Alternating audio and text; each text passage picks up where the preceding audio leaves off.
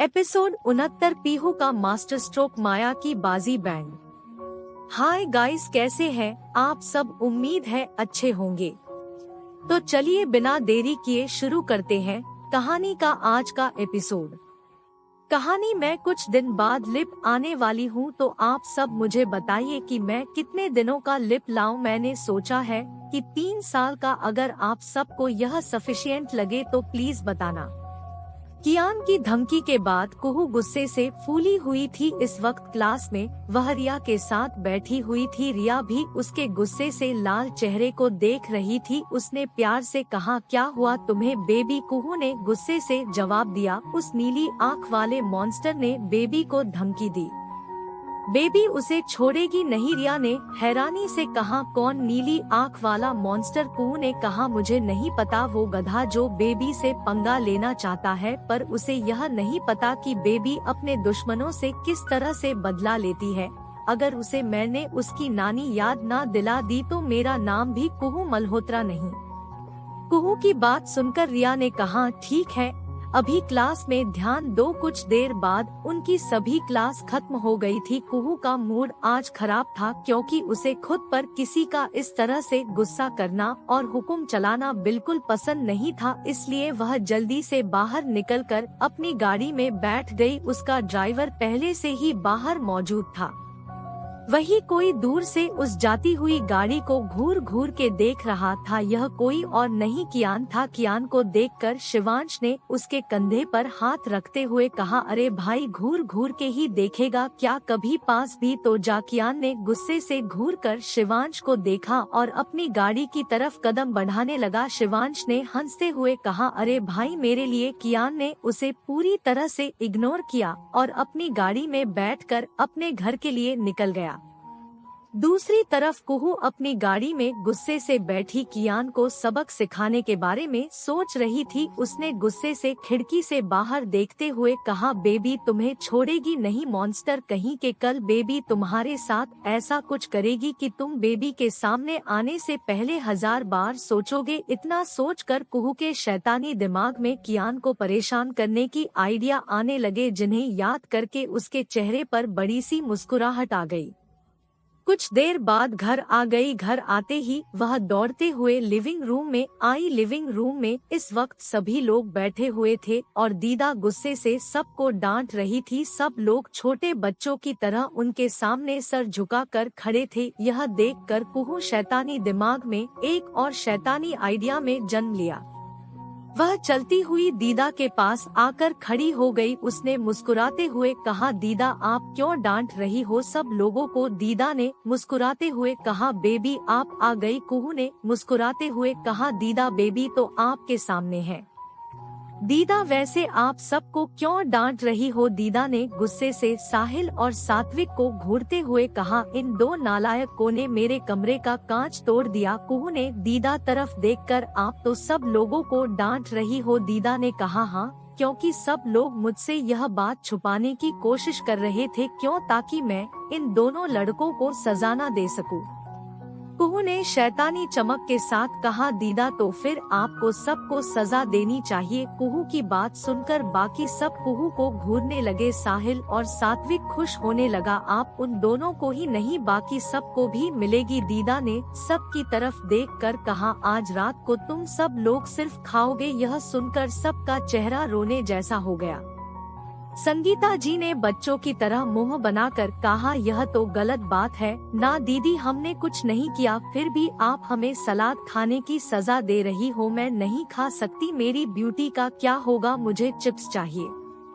संगीता जी की बात सुनकर दीदा ने उन्हें घूरते हुए कहा, तुम सुधरोगे नहीं, सुबह कसरत करने में भी इतने नाटक करती हो, कल तुम्हें मैं डबल दौड़ लगाऊंगी। यह सुनकर संगीता जी ने लगभग रोते हुए कहा, आप बहुत गंदी हो। इतना कहकर वह छोटे बच्चों की तरह रोते हुए अपने कमरे में भाग गई। वही उनकी हरकत देखकर दीदा ने अपना सर हिलाते हुए कहा, हे भगवान, यह कब बड़ी होगी? वसुधा जी ने साहिल और सात्विक की तरफ देखते हुए कहा, और तुम दोनों 1 हफ्ते तक सलाद के सिवा कुछ नहीं खाओगे, सुबह शाम दोपहर सब टाइम। यह सुनकर साहिल और सात्विक ने एक दूसरे की तरफ देखा और एक साथ दोनों दीदा के पैरों में लेट गए। उन दोनों ने दीदा का एक एक पैर पकड़ते हुए कहा, है महारानी दीदा, हम दोनों मासूम बच्चों पर रहम करो, हम दोनों सलाद नहीं खा सकते। दीदा ने गुस्से से कहा, मेरे पैर छोड़ो। साहिल और सात्विक ने उनके पैर नहीं छोड़े। यह देखकर कुहू ने अपने दोनों हाथ कमर पर रखे और मुस्कुराते हुए कहा, कोई बात नहीं दीदा, आप साहिल चाचू और सात्विक चाचू की सजा बढ़ा दो। कुहू की बात सुनकर साहिल और सात्विक ने घूरकर छोटी सी शैतान को देखा। वही कुहू ने उन दोनों की तरफ देखकर कहा, दीदा आप एक काम करो, साहिल चाचू के मोबाइल से चाची का नंबर डिलीट कर दो और 1 हफ्ते तक चाचू को उनसे कोई बात मत करने दो। कुहू की बात सुनकर साहिल के सर पर तो जैसे बम गिर गया, वहीं दीदा के चेहरे पर शैतानी मुस्कुराहट आ गई। उन्होंने कुहू के छोटे से गाल को खींचते हुए कहा, तुम काफी समझदार हो। उन्होंने कुहू से कहा, वह तो बेबी है। वही पीहू चुपचाप अपनी नन्ही सी शैतान की हरकतें देख रही थी। वह जानती थी जब तक उसकी बेटी दिन में किसी को परेशान ना कर ले उसका दिन नहीं निकलता, पर उसे अपनी बेटी की इन्हीं शैतानियां पर प्यार आता था। कुछ देर बाद सब लोग लिविंग रूम में बैठकर बातें कर रहे थे। वही छोटी सी कुहू ब्रूजो के साथ खेल रही थी। जब से कुहू ने स्कूल जाना स्टार्ट किया था, उसे ब्रूजो के साथ टाइम नहीं मिलता था, जिस वजह से ब्रूजो उससे काफी गुस्सा हो गया था, पर अब वह उसके साथ खेलना चाहती थी। काफी देर तक दोनों एक दूसरे के साथ खेलते रहे। तभी पीहू ने कुहू को आवाज देते हुए कहा, बेबी जल्दी से इधर आओ। अपनी मम्मा की आवाज सुनकर कुहू ने ब्रूजो ने कहा, तुम यहीं बैठो, बेबी मम्मा के पास से आती है। इतना कहकर वह चली गई। वही ब्रूजो ने एक जोर की दहाड़ लगाई। पीहू ने कुहू को अपनी गोद में बिठाया और उसके गाल पर किस करते हुए कहा, बेबी आपने तो मुझे बताया ही नहीं कि आज का आपका स्कूल का दिन कैसा गया। पीहू के पूछने के बाद कुहू को कियान की याद आई। उसने गुस्से से कहा, मम्मा एक गंदे बॉय ने बेबी को परेशान किया। पीहू को कुहू की बात पर यकीन नहीं हो रहा था, इसलिए उसने प्यार से कहा, आप सच कह रही हो बेबी। कुहू ने जल्दी से कहा, मम्मा बेबी सच कह रही है।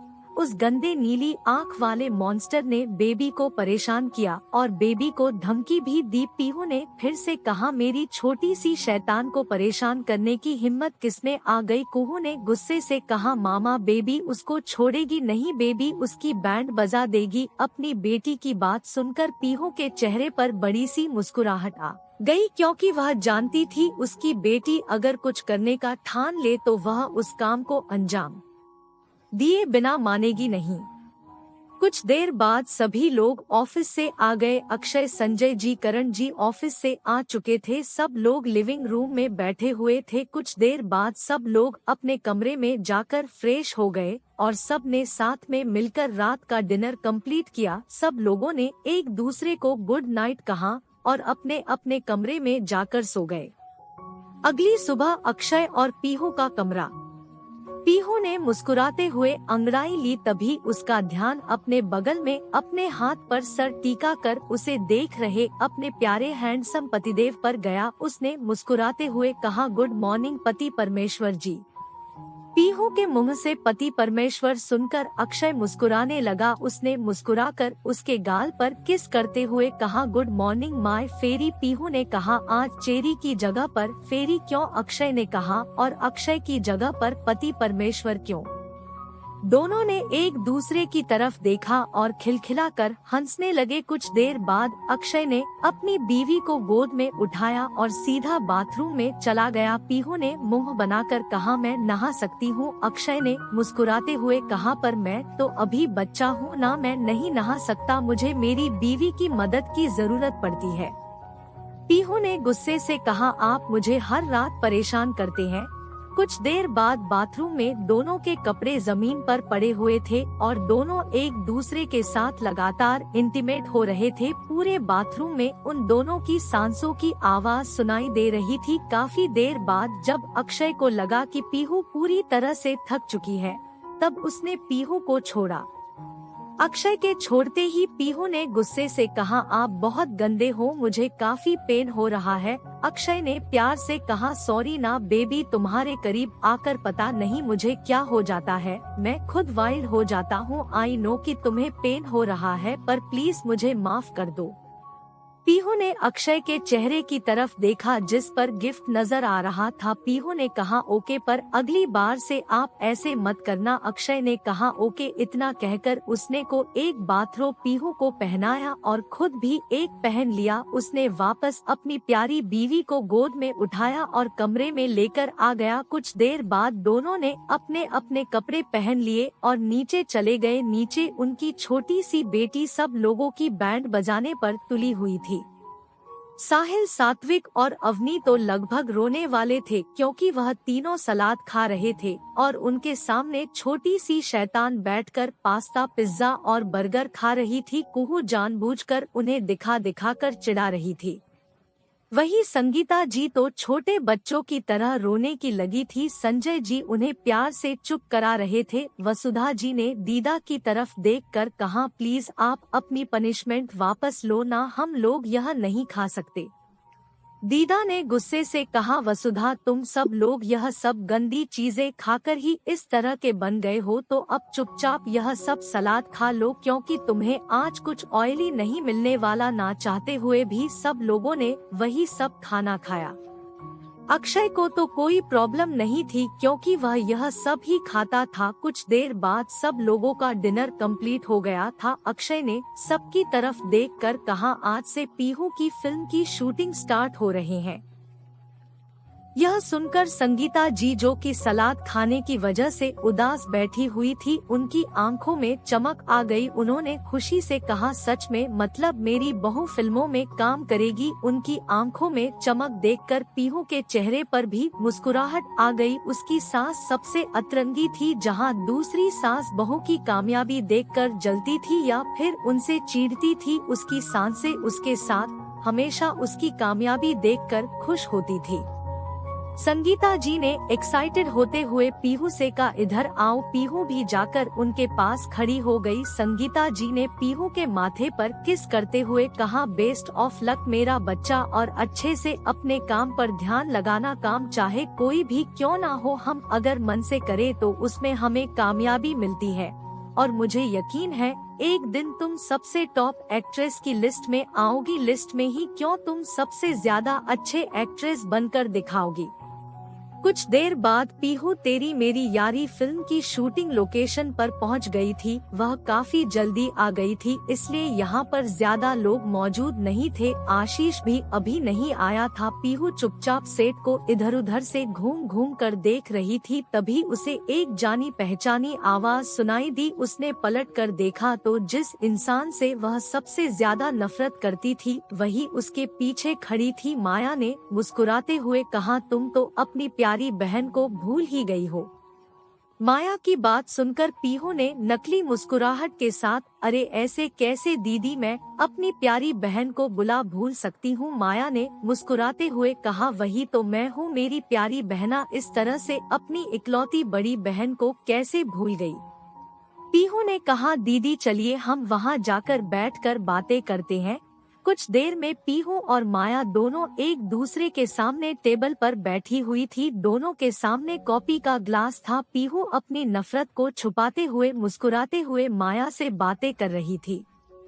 माया को भी उसकी बातें सुनकर समझ आ रहा था कि वह जबरदस्ती उसके साथ बातें कर रही है, पर माया तो ठहरी बेशर्म, इसलिए उसने मुस्कुराते हुए कहा, विशाल तुम्हारे बारे में पूछ रहा था। माया की बात सुनकर पीहू की आंखों में गुस्सा उतर आया। उसने फिर भी मुस्कुराते हुए कहा, दीदी विशाल मेरे बारे में क्यों पूछ रहा था। पीहू की बात सुनकर माया ने मुस्कुराते हुए कहा, क्या बात कर रही हो, विशाल तुमसे प्यार करता है तो तुम्हारी नहीं तो किसके बारे में पूछेगा। तुमने अपनी लाइफ में किसी और को जगह दी पर विशाल वहीं पर अटका हुआ है।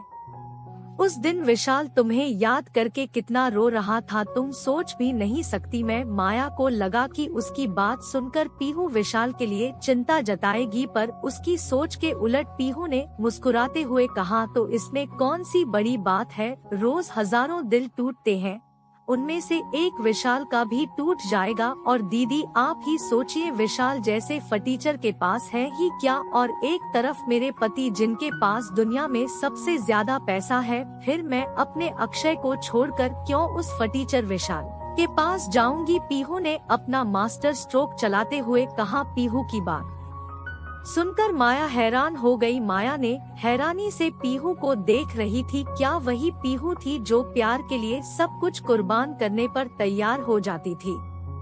माया ने हैरानी से कहा, क्या तुम अबर विशाल से प्यार नहीं करती हो? पीहू ने अपनी कॉफी पीते हुए कहा, नहीं पहले भी नहीं करती थी, वह बस मेरा अट्रैक्शन था, पर जब से मैं अपने अक्षु के साथ रहने लगी हूँ मुझे पता चला है कि प्यार का असली मतलब क्या होता है। यह सब कहते हुए पीहू की आंखों में चमक और होठों पर मुस्कुराहट थी। माया को अभी भी विश्वास नहीं हो रहा था कि बचपन से विशाल के आगे पीछे घूमने वाली पीहू इस तरह की बात कैसे कर सकती है। अब पीहू के 21 सेंट सिर्फ 2 महीने बाकी रह गए थे और माया को अपनी चाल नाकामयाब होती हुई महसूस हो रही थी। उसने घबराते हुए कहा, तुम ऐसा कैसे कर सकती हो? बचपन से विशाल तुमसे प्यार करता है और तुम इतनी जल्दी उसे भूल गई। माया की बात सुनकर पीहू ने मुस्कुराते हुए कहा, यह कैसी बात कर रही है? प्यार अगर वह मुझसे प्यार करता होता तो कभी मुझे किसी और का नहीं होने देता, और मुझे नहीं लगता वह मुझसे प्यार करता है।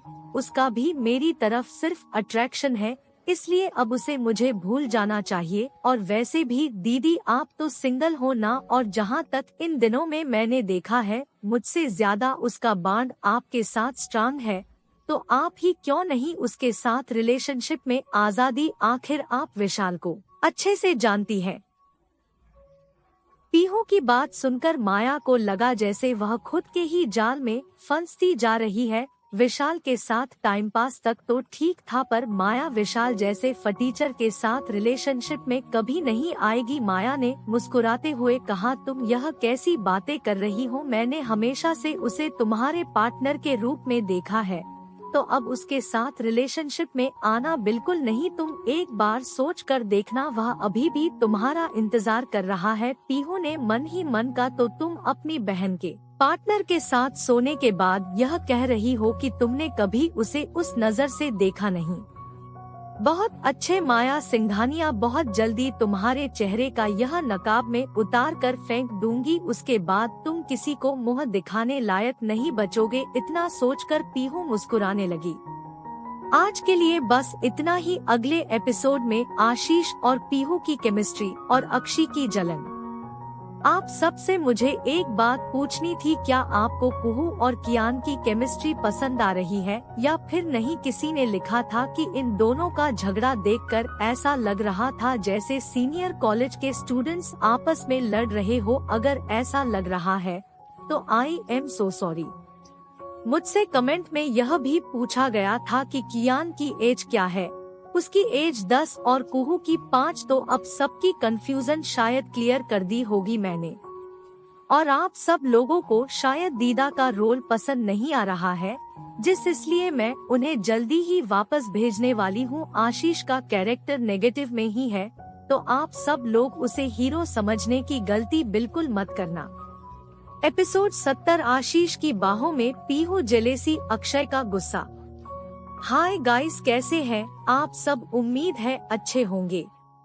तो चलिए बिना देरी किए शुरू करते हैं कहानी। कहाँ आज का एपिसोड। माया अपने ही बुने जाल में फंस चुकी थी, क्योंकि पीहू उसे उसकी ही बातों में फंसा रही थी। माया ने नकली मुस्कुराहट के साथ कहा, पीहू क्या तुम अक्षय के साथ खुश हो? माना कि उसके पास बहुत पैसे हैं, पर वह तुमसे विशाल जितना प्यार नहीं कर सकता। माया की बात सुनकर पीयू ने अपना कॉफी का ग्लास टेबल पर रखकर जहरीली मुस्कुराहट के साथ कहा, माया दीदी मुझे लगता है कि खुश रहने के लिए प्यार से ज्यादा पैसों की जरूरत होती है। शायद आपने यह बात मुझसे कही थी है ना? इतना सोचकर पीहू कुछ सोचने की एक्टिंग करने लगी। पीहू की बात सुनकर माया ने उससे अपनी नजरें चुराते हुए कहा, हो तुम यह कैसी बातें कर रही हो, मैंने ऐसा कभी नहीं कहा था। सबसे ज्यादा जरूरी जिंदगी में अगर कुछ होता है तो वह है प्यार। पीहू ने मुस्कुराते हुए कहा, तो फिर आपको चिंता करने की कोई जरूरत नहीं है, क्योंकि आपकी प्यारी बहन के पति देव उससे बहुत प्यार करते हैं। यहाँ तक कि मेरी हर एक ख्वाहिश वह सबसे पहले पूरी करते हैं। मैं कितनी लकी हूँ ना दीदी कि मुझे इतना अमीर, इतना अच्छा हस्बैंड मिला भगवान से। तो मैं हमेशा यही दुआ करती हूँ कि हर जन्म में मुझे मेरे अक्षय मिले। माया ने गुस्से से पीहू को घूरा और कहा, तुम यह कैसी बातें कर रही हो, तुम विशाल को इतनी आसानी से कैसे भूल सकती हो? माया ने हैरानी से कहा। माया की बात सुनकर पीहू ने मुस्कुराते हुए कहा, तो दीदी छोटी बहन की गलती सुधारना बड़ी बहन का काम होता है ना। तो आप एक काम कर लो, आप ही विशाल के साथ रिलेशनशिप में आ जाओ, उससे आप दोनों ही खुश हो जाओगे और आपकी प्यारी बहन पर कोई इल्जाम भी नहीं लगेगा। आप मेरे लिए इतना करोगी ना दीदी? पीहू ने इनोसेंट फेस बनाकर कहा। पीहू की बात सुनकर माया को उस पर इतना गुस्सा आ रहा था कि उसका दिल कर रहा था कि वह अभी के अभी 2-3 थप्पड़ पीहू को लगा दे, पर वह कुछ नहीं कर सकती थी। उसने नकली मुस्कुराहट के साथ कहा, तुम तो जानती हो ना कि मैंने विशाल को हमेशा एक दोस्त की तरह देखा है और अब उसके साथ रिलेशनशिप में आना कुछ अजीब होगा, और मुझे विशाल उस तरह से पसंद भी नहीं है। माया की बात सुनकर पीहू ने मुस्कुराते हुए कहा, कोई बात नहीं दीदी, उसे कोई ना कोई तो मिल जाएगी, पर अगर आप उसे अगली बार मिलोगी तो आप उससे कहना कि अब मुझे वह पसंद नहीं है। ठीक है दीदी? इतना कहकर पीहू ने मुस्कुराते हुए माया को देखा और वहां से उठकर दूसरी तरफ चली गई। पीहू के जाने के बाद माया ने गुस्से से टेबल पर अपना हाथ रखते हुए कहा, यह इतनी कैसे बदल गई, जबकि पहले यह विशाल के आगे कितनी ज्यादा पागलों की तरह हरकतें करती थी ताकि विशाल उसे अटेंशन दे। ऐसा कैसे हो गया? मेरा प्लान ना कामयाब नहीं हो सकता, मुझे इसे विशाल के लिए इसका प्यार महसूस करवाना ही होगा ताकि यह फिर से हमारे जाल में फंस सके। मैं इतनी आसानी से अपने हाथ में आया हुआ मौका गंवा नहीं सकती, वह भी सिर्फ इस बेवकूफ लड़की की वजह से। मुझे इसे जल्दी ही विशाल से मिलवाना होगा। इतना कहकर माया ने फोन निकाला और विशाल का नंबर डायल किया। उधर से विशाल ने फोन उठाते हुए कहा, बोलो माया डार्लिंग। माया ने गुस्से से कहा, मेरा नाम माया है। माया डार्लिंग नहीं, और पता भी है कि पीहू अब तुमसे प्यार नहीं करती। विशाल ने हैरानी से कहा, यह तुम क्या कह रही हो? मैं उससे मिला था, तब उसने खुद कहा था कि वह मुझसे प्यार करती है। माया ने गुस्से से कहा, तो मैं क्या झूठ बोल रही हूँ? मैं अभी अभी उससे मिली हूँ और उसने खुद कहा है कि वह तुमसे बिल्कुल भी प्यार नहीं करती, और मुझसे यह भी कहा है कि जब मैं तुम्हें अगली बार मिलूं तब मैं तुमसे यह कहूँ कि वह तुम्हें भूल चुकी है और तुम भी उसे भूल जाओ। विशाल ने हैरानी से कहा, यह तुम क्या कह रही हो? उसने मुझसे खुद कहा है कि वह मुझे पसंद करती है और जल्दी ही अपने पति को छोड़कर वह हमेशा हमेशा के लिए मेरे पास आ जाएगी। विशाल ने कहा। माया ने कहा, तुम्हारा दिमाग खराब हो चुका है। उसने खुद मुझसे कहा, और वह सही भी कह रही है कि वह अपने इतने अमीर और हैंडसम पति को छोड़कर तुम जैसे फी टीचर के पास आएगी। विशाल ने गुस्से से कहा, तुम्हारी हिम्मत कैसे हुई मुझे फटीचर कहने की? तुम्हारी खुद की औकात क्या है? अगर मनोहर अंकल ने तुम लोगों को घर से निकाल दिया तो तुम्हारी औकात मुझसे 1000 गुना ज्यादा खराब होगी। माया सिंघानिया। माया ने गुस्से से कहा, अपनी औकात मत भूलो विशाल, अगर मैंने तुम्हारी हेल्प नहीं की होती तो आज तुम सड़क पर भीख मांग रहे होते। विशाल ने भी उसी तरह से गुस्से से कहा, मेरी मदद करके तुमने कोई एहसान नहीं किया, बल्कि तुमने अपनी सेक्सुअल डिजायर पूरी की है। विशाल की बात सुनकर माया ने गुस्से से कहा, हाँ की है तो क्या तुमने नहीं की? तुमने मजे नहीं किए?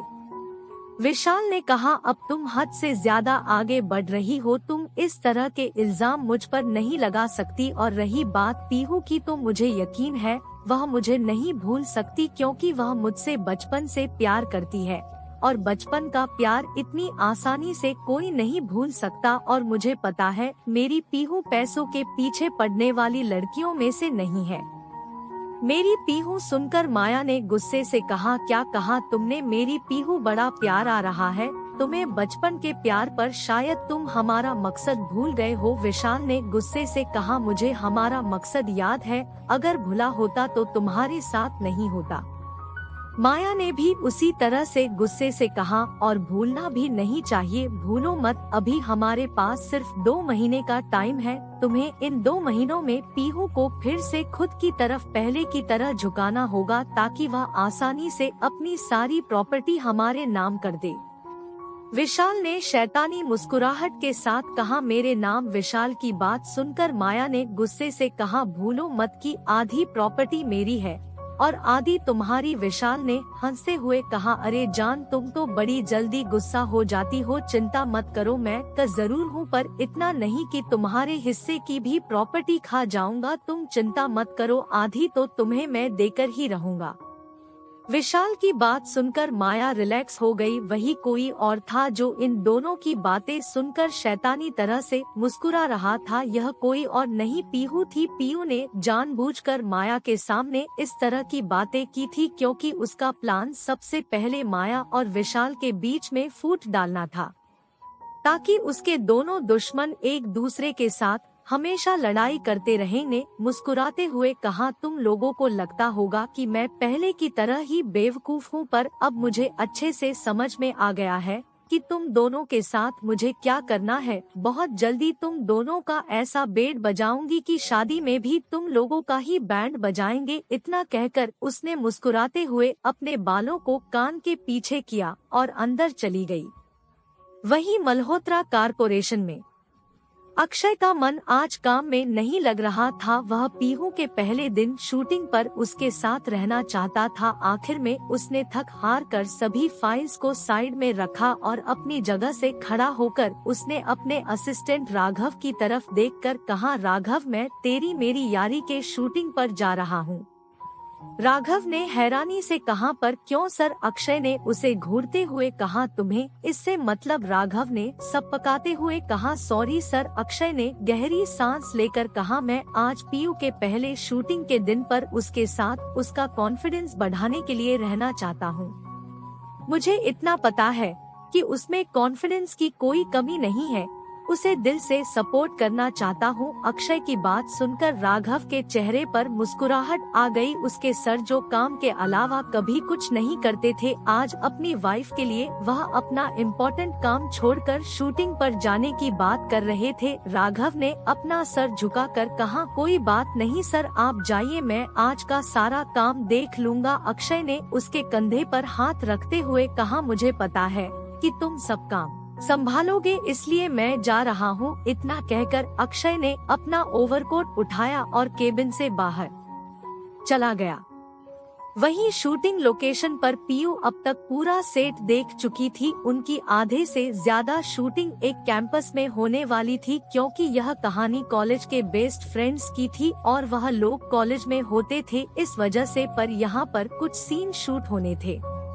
पीहू अभी यह सब मुस्कुराते हुए देख रही थी कि तभी उसे किसी की जानी पहचानी आवाज सुनाई दी, कैसी है आप? पीहू ने पीछे पलट कर देखा तो पीछे आशीष मुस्कुराते हुए उसे ही देख रहा था। आशीष को देखकर पीहू के चेहरे पर भी मुस्कुराहट आ गई। उसने मुस्कुराते हुए कहा, मैं बिल्कुल ठीक हूँ। आशीष आगे बढ़ा, उसने पीहू को गले लगाना चाहा, पर पीहू ने मुस्कुराते हुए खुद को उसे दूर किया और सॉरी, पर मैं इतनी जल्दी किसी के साथ कंफर्टेबल फील नहीं करती। पीहू की बात सुनकर आशीष ने खुद को कंट्रोल किया, क्योंकि उसे पीहू की बात अच्छी नहीं लगी थी। फिर उसने मुस्कुराते हुए कहा, कोई बात नहीं, पर हमें एक दूसरे के साथ कंफर्टेबल फील तो करना होगा ना, क्योंकि हम दोनों को हर रोज ऐसे हजारों सीन करने पड़ेंगे और अगर हमारे बीच की केमिस्ट्री अच्छी नहीं हुई तो फिर हमारे ऑडियंस हमारे साथ कनेक्ट नहीं कर पाएंगे। एक एक्टर को खुद को अपने कैरेक्टर में डालना पड़ता है। पीहू आशीष की बात सुनकर पीहू को भी लगा कि आशीष सही कह रहा है। उसने आगे बढ़कर खुद आशीष को गले लगा लिया। वह इस तरह से गले लगाने के कारण आशीष को अच्छा लगा। एक को स्टार की हैसियत से कंफर्टेबल फील कराने के लिए आशीष को गले लगाया था, पर आशीष के दिल में तो कुछ और ही था, जिस बात का अंदाजा पीहू को दूर दूर तक नहीं था। आशीष को दिल से अपना को स्टार मान लिया था और आशीष की बात इसलिए उसने मानी थी क्योंकि आशीष काफी प्रोफेशनल एक्टर था और वह इंडस्ट्री का जाना माना नाम था। पीहू के गले लगने के बाद आशीष के अरमान जैसे जागने लगे थे। उसने धीरे से अपना हाथ उठाकर पीहू की पीठ पर रखा। उसका दिल कर रहा था कि वह पीहू को ऐसे ही जिंदगी भर खुद से चिपका कर रखे। वही कुछ देर बाद ही पीहू ने आशीष को खुद से दूर किया, पर कोई था जो जलती नजरों से उन दोनों को घूर रहा था। यह कोई और नहीं अक्षय था। अक्षय अभी अभी शूटिंग लोकेशन पर पहुंचा था, पर जैसे ही उसने अपने सामने का नजारा देखा उसकी आंखें गुस्से से लाल हो गई। वही आशीष के चेहरे पर हल्की मुस्कुराहट थी। उसने मुस्कुराते हुए कहा, ग्रेट, और अब हम दोनों तो दोस्त हैं ना, और दोस्त के बीच में इतना तो चलता है, क्योंकि अगर हम अभी से कंफर्टेबल फील नहीं करेंगे तो फिर शूटिंग में प्रॉब्लम होगी ना। पीहू, आई होप कि तुम्हें इससे कोई प्रॉब्लम नहीं होगी। पीहू ने मुस्कुराते हुए कहा, आप कैसी बात कर रहे हैं आशीष, मैंने आपको दिल से दोस्त माना है और आप काफी प्रोफेशनल एक्टर भी है। एक्टिंग के बारे में मुझसे ज्यादा आपको कई नॉलेज है और अब मैंने आपको हक करके यह प्रूफ कर दिया है कि मैं आपके साथ कंफर्टेबल हूँ, तो आप चिंता मत कीजिए, हमें शूटिंग करने में कोई प्रॉब्लम नहीं होगी। पीहू ने मुस्कुराते हुए कहा। आशीष के दिल में तो जैसे आज लड्डू फूट रहे थे। आखिर उसके प्यार में पहली बार उसे गले लगाया था। कुछ देर बाद आशीष और पीहू ने एक दूसरे की तरफ देखा और मुस्कुराने लगे। आशीष ने कहा, मैं अभी आता हूँ। इतना कहकर आशीष वहाँ से चला गया। वहीं आशीष के जाते ही पीहू भी फिर से सेट को देखने के लिए निकल गई। तभी किसी ने उसे झटके से खींचकर अपने करीब किया। पीहू ने उस तरफ पलटकर हैरानी से देखा। उसके सामने अक्षय को देखकर पीहू की आंखों में चमक आ गई। उसने मुस्कुराते, आप यहाँ पर क्या कर रहे हैं? अक्षय को देखकर फिर वो डर गई क्योंकि अक्षय की आंखें इस वक्त गुस्से से लाल थी। अक्षय ने गुस्से से उसे कमर से पकड़कर अपने करीब खींचा और उसकी आंखों में आंखें डालकर कहा, तुम्हारी हिम्मत कैसे हुई उसे गले लगाने की? अक्षय की बात सुनकर पीहू ने हैरानी से कहा, किसे? अक्षय ने उसके जबड़े को कस के दबाते हुए कहा, उस आशीष अग्रवाल को। अक्षय की बात सुनकर पीहू ने हैरानी से कहा, मतलब आप तब से यहाँ पर थे? अक्षय ने गुस्से से उसके जबड़े को और ज्यादा कस के दबाते हुए कहा, मेरे सवाल का जवाब दो। अक्षय की आवाज में गुस्सा था और उसके हाथों की पकड़ पीहू के कमर और चेहरे पर काफी मजबूत थी। पीहू ने दर्द भरी आवाज में कहा, अक्षु दर्द हो रहा है? अक्षय ने भी उसी तरह से कहा, मुझे भी यहाँ पर दर्द हो रहा है। इतना कहकर उसने अपने सीने की तरफ इशारा किया। पीहू ने लगभग रोते हुए कहा, प्लीज छोड़ो, बहुत दर्द हो रहा है। उसकी आंखों में नमी देखकर अक्षय ने उसे झटके से छोड़ दिया। पीहू 2 कदम लड़खड़ा गई और उसने खुद को संभाला और अक्षय की तरफ देखा जो गुस्से से अपने बालों को खींचते हुए चक्कर लगा रहा था। वह जानती थी कि जब भी अक्षय इतने ज्यादा गुस्से में होता है तब वह अपना गुस्सा कम करने के लिए इसी तरह की हरकतें करता है। उसने आगे बढ़कर अक्षय को बाजू से पकड़कर अपने करीब खींचते हुए कर रहे हैं, अब जानते हैं ना, मैं फिल्म शूटिंग करने आई हूँ और यहाँ पर ऐसे हजारों सीन होंगे जहाँ पर मुझे आशीष को गले भी लगाना पड़ेगा और हो सकता है किस भी करना पड़ेगा। वही अक्षय जो खुद को शांत करने की कोशिश कर रहा था, पीहू की बात सुनकर उसकी आंखें गुस्से से लाल हो गई। उसने पीहू को कमर से पकड़कर खुद के करीब खींचकर सर्द आवाज में कहा, कभी नहीं, तुम्हारे करीब में किसी को नहीं आने दूंगा, चाहे इसके लिए मुझे कुछ भी क्यों ना करना पड़े।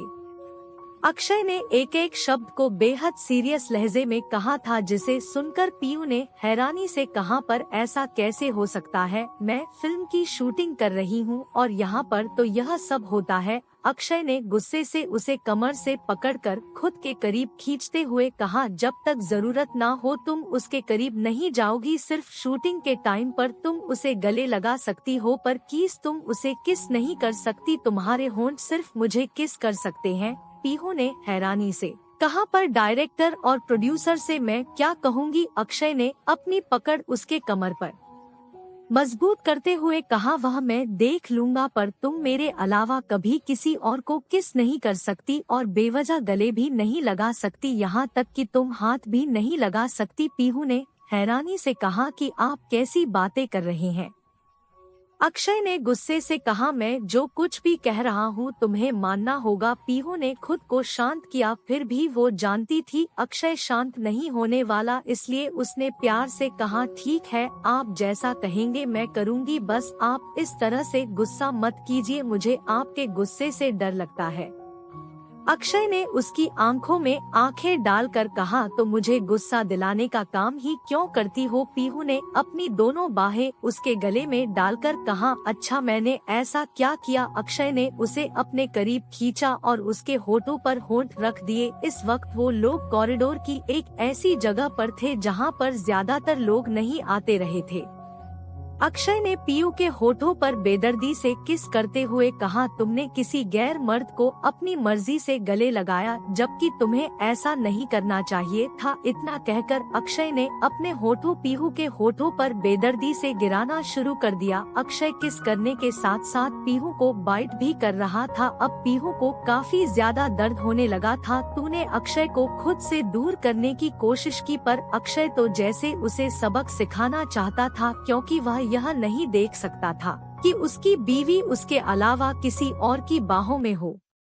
काफी देर तक अक्षय पीहू के होठों पर किस करता रहा। जब उसे लगा कि पीहू सांस नहीं ले पा रही है, तब उसने अपने होठों की गिरफ्त से पीहू को आजाद किया। अक्षय के छोड़ते ही पीहू लंबी लंबी सांसें लेने लगी। उसके होंठ सूजकर लाल हो चुके थे और कई जगह पर कट भी लगे हुए थे। पीहू ने लंबी सांस लेते हुए अक्षय को घूर कर देखा और गुस्से से कहा, यह आपने क्या किया? शूटिंग के पहले ही दिन आपने मेरे होठों को इस तरह से खराब कर दिया। अब मैं शूटिंग कैसे करूंगी? पीहू ने गुस्से से कहा। उसकी आंखें हल्की नम थी, क्योंकि वह अपनी शूटिंग के पहले दिन के लिए काफी एक्साइटेड थी। अक्षय ने जैसे ही उसकी नम आंखें देखी, उसने आगे बढ़कर पीहू को पकड़ना चाहा, पर पीहू ने गुस्से से उसे दूर धकेला और दौड़ते हुए कॉरिडोर से बाहर भाग गई। उसे जाता देख अक्षय ने गुस्से से कहा, तुम्हें मुझे इस तरह से धक्का नहीं देना चाहिए था बीवी।